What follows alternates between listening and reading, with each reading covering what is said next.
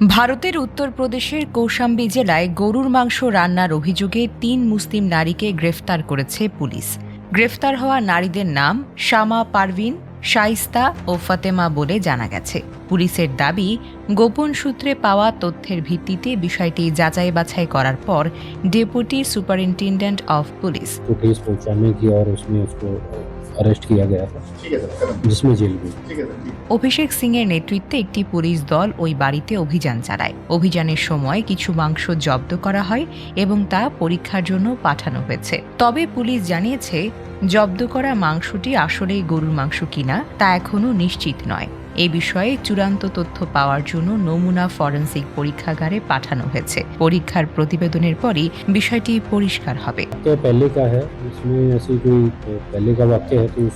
ঘটনাটি প্রকাশ্যে আসার পর এলাকায় আলোচনা ও উত্তেজনা তৈরি হয়েছে।